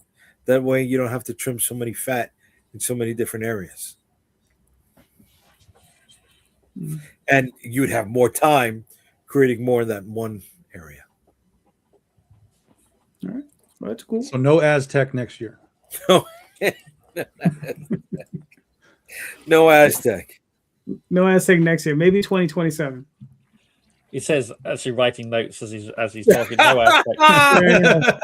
Like in my head, I'm like, how do I make it different from the Blue Beetle movie? What if it was the Green Beetle? No, that's too would close be to only Green on Hornet. Netflix. Too close to Green Hornet. You got to go. Oh, the Orange Green Hornet Beetle. was such a bad movie. Orange Beetle. The Green Or, Hornet. yeah, Was Yellow Beetle. Yeah. Yellow Beetle. Yeah. I think to answer my own question, it's Oof, it would probably be planning out the stories so that they're a little bit more condensed, a little bit shorter, and a less massive in scope. Yeah. I think that's definitely what I would have done. You know, just so that yes, I could put a stamp on them, finish them, because I'm like, I think I got 7 Oswald trades, and I'm about to put out at least another 4 this year. So, and I'm nowhere near done. Keeps you busy. Oh, it definitely keeps me busy. Keeps me busy. Sometimes keeps you up at night, you know. And that's just Oswald. I still have to finish Dreamweavers. I still have to finish up Tall Tales. I have the 3rd arc to write for that. At least another 10 issues on that. Yeah. And, you know, and the thing is, I want to finish these stories, you know. So that's where I'm at. So, do you guys start a new IP with an actual end in mind? Do you have it all planned out, or is it just like you finish it when you decide to? I have my original core 4 all have endings. I knew where they were going when I started them, and then with like Princesses versus Zombies, that's not a story that requires really an ending, because zombie movies don't really get endings per se, or if they do, they're all bad because everybody's dead. So, you know, within that genre, I can kind of leave it ambiguous or open or whatever. So I don't really have like a hardcore, that's the end of it. But most of what I do, you could also come back as well. Correct. Leave it Yes. for 5 Yeah. years. Oh yeah, I could definitely like leave come it like issue 5, we're done, and then come back and see where they are in 5 years. You know, do a little 28 years later type of thing with that. Yeah. But most of the time, if I have a story, generally speaking, I know where it finishes, at least as far as like you said, we're going to stop here. This wraps up everything I need to wrap up. Doors may be open to come back, but it does kind of, you know, conclude. Yeah. Cool. Ray, what are your thoughts? Well, for me, I'm kind of, relatively speaking, new to the game. So for me, it's 1 arc at a time. And I have it in such a way where each arc I could walk away at that point. And that's it. Okay. All right. Cool. Jay, what are you thinking? You know, an end as in the final breath of the character. No, I don't have that, you know, but the end of the arc. Yeah, I know where the end of the Shield of the Interceptor arc is going to be. And then I get to put it to bed for a little while I work on some other stuff. But while I'm doing that, oh my God, can I pepper in a couple of No, things? we just said you can't do that, Jay. That's the fat you have to trim. I know. You know, there's that, and with Vicky Sticks, I have 5 A stories, and the B story is not the back matter, but the button at the end, and you know, that builds until the last 3 issues, which goes into 6, 7, and 8, which would be her origin story. Where I go after that, I don't know. And then the New York versus the World, each one is self-contained, right? It's a zombie story in New York City, and the only main character is New York, and if I see a different way I can look at something, yeah, Raymond. If I can see a different way I can look at something in New York and put that zombie twist, that post-apocalyptic zombie twist to it, then I'll go back and I'll investigate it. I always liked your idea, not to tangent too much, but New York versus the world. I always liked how you very, very proud of your area and seeing how, or reflecting how New York is tough and resilient, and hence the title. I just think that's a really cool concept. Thanks, bro. Thank you. And I appreciate how you Canadians have the best Coke. The best Not cocaine, Coca-Cola. Excuse me. Coca-Cola. Colombian Coca-Cola? Yeah. All kinds of secrets coming out on this show tonight. Yes, What's so special about Canadian Coca-Cola? It is fucking delicious. Why? What's the difference? You're not I'm assuming you have American Coca-Cola. Yeah, but you're not bloated. You drinking American Coke, you feel gassy, you feel bloated. I did not. I think that's a user problem, Jay. No, not me. I don't have that problem. You drink Canadian Coca-Cola?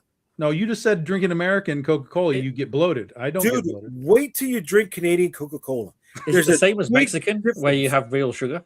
Yes, you get the real cane sugar, right? That's why. I didn't know Same that. as the UK, we have real That's sugar. just the diabetes kicking up in you, in Jay. Oh, It tastes dude, so much better.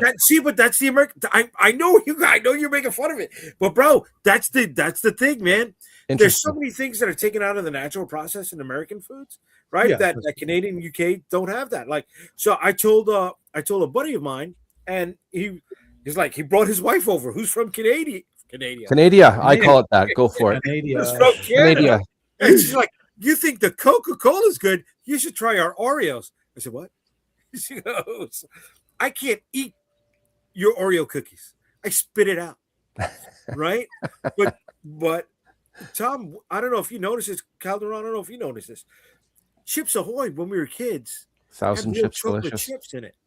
Now, it's not what it was. You used to be able to put a Chips Ahoy cookie. None of the in ours. food that we eat now is what we ate 40 years ago. None of it. Right. That's why I don't touch Chips Ahoy or I try to stay away from it.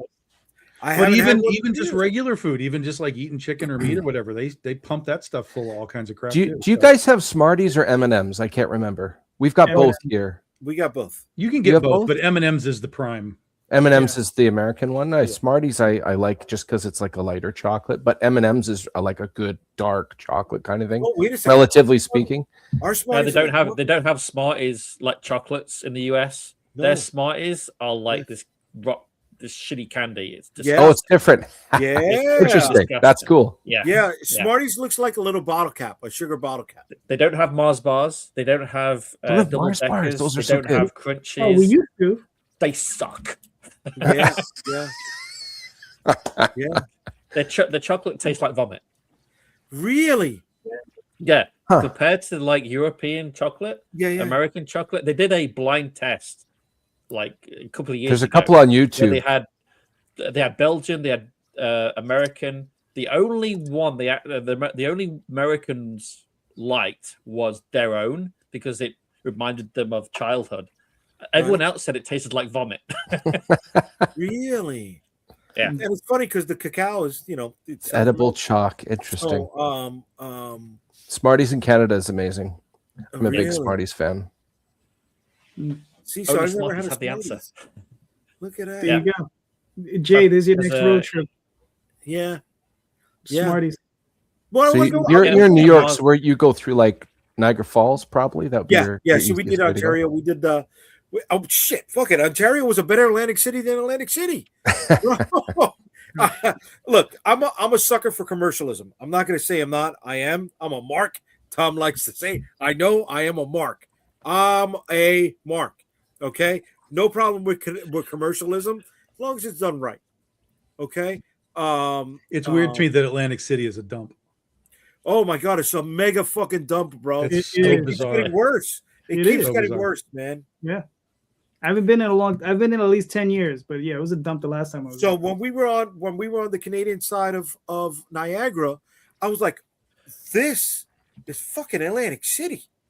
You had the casinos, you had the commercialism, right? But you also had the little pockets of genuine, authentic, like food, I know They got hookers in Ontario? I don't know. Apparently. I can't confirm nor deny such a thing.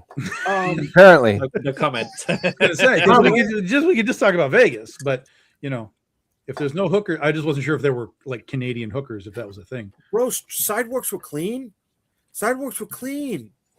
Dude. Sidewalks. Fucking clean. You understand what it's like? I'll tell you this. I went to Vegas. I remember going to Vegas one time, and we went into Denny's just to have breakfast. And they brought us a couple glasses of water. Like, here's your water. Order when you're ready. Okay, great. Took a shot of that water. It was like drinking lead. Like you could taste Taste the metal. whatever was going on. From the tap. I can only imagine this is what Flint water tastes like in Michigan. Like, It's it was 87 so- premium unleaded. I'm telling you, man, it's like I can't do not drink the water in, like they tell you don't drink it in Mexico. Don't drink it in Vegas either. Oh my God. Really? Yeah, because they got that problem right now in Puerto Rico. The water in Puerto Rico is really fucked up. Like there's this whole big corruption scandal with There's a lot of redoing the floating electric- garbage there, isn't there? No, there's not floating garbage over there. I They're heard something getting like that. they're getting fleeced, is what they're getting fleeced, dude. Yeah, there's a lot of corruption. Dude. So right now, 190,000 people are out of water because there is a process that when the pipes get jammed up and when the electrical grid is operating properly, right, that jam up doesn't happen. So it happened and it burst, and it could be traced back to the electrical grid not being working to alleviate that process. So now 190,000 people are out of water on a fucking island, dude. On an island, man. Go figure. And, you tell me why the governor of the island only makes $70,000, yet the person who has been put in the seat of management makes 62 million. Who was put there from, the current administration to regulate things. Crazy. What's wrong when that happens, brother? All right, going back to Sweet tarts comics. are good. I like sweet Yeah. tarts. Yeah, sweet Going tarts. back. Yeah. So Going Smarties I'm are gonna like make a new sweetheart. comic called Canadia, and it's gonna be about hookers. That's what How I'm about doing. we make it about bad how water. about we make it about candy bar characters? I'm with it. And each person, there's a Twix, there's a Kit Kat, there's a coffee crisp, there's No hookers. well, maybe one of them is one of the candy bars. What Oh, you're Ray, suggesting. you just gave me the plot for Hudson Hawk. There you go. Let's do it. You guys never saw Hudson Hawk? Long time ago. All right, gentlemen, regardless, we're hour 2. We're done. We're done. Aaron, We made where it. can we find you and your work? Laser blast. You can find me Wroblewski Aaron on Instagram or Pillars of Creation.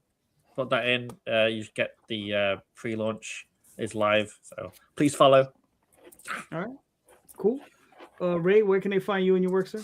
You can find me as DM Ray on Facebook. You can find the Madcaps Facebook page. You can find me on Instagram as @Raymond the DM. DM short for Dungeon Master because I love me some D&D. You can find the Madcaps issue 3, the final issue, pre-launch page on Kickstarter right now, and you can get all 3 issues. We've got some cool covers coming out. Melee, magic, monsters, all the mayhem. It's going to be a good time. Sign up now. The very least you'll be doing is helping me on the algorithm of getting noticed by others. So check out that link. You'll be helping me out a lot. I appreciate it. All right, cool. Tom, where can they find you and your work, sir? BigDogInc.com if you need books, and we're here on Facebook all the time. We run Patreon as well. We got like 50 plus people over on Patreon now. So if you want to kind of watch how we make comics, from logos to art to design to everything, we kind of show you how we make the cake over there. Patreon.com/BigDogInc. And of course, we're on all the other socials as well in various places. Just look up Big Dog Inc. Cool. Jay? Unstoppable Comics. You can find all my social media links at unstoppablecomics.com. Friday nights, Comic Book Streamland with these guys. Maybe Ray sometime soon. Aaron, if you want to come through, you're more than welcome, bro. Friday nights, 8 p.m. Eastern. Yeah, that's it right now. All my social media links at unstoppablecomics.com. Laser Blast 45th anniversary show coming up soon. Yes, that will definitely be happening. All right, everybody. So I'm JD Calderon, the writer, creator of the Oswald Chronicles. You can find me on Facebook, Twitter, Instagram, all those different places. DeviantArt. Most Sunday nights here with Jay, sometimes with Tom, a lot of times with Tom. So we'll be back. But just remember, everyone, please check out the show notes. In those show notes is everybody's links. Click on those links, pick up these books, right? Because all of these creators are all passionate. They all love their work. They're all doing these works and they all want to share them with you. So please click those links, buy those books. Thank you so much, everyone. And just don't forget, read more indie comics, especially ours. Have a good night. Later. Thank you.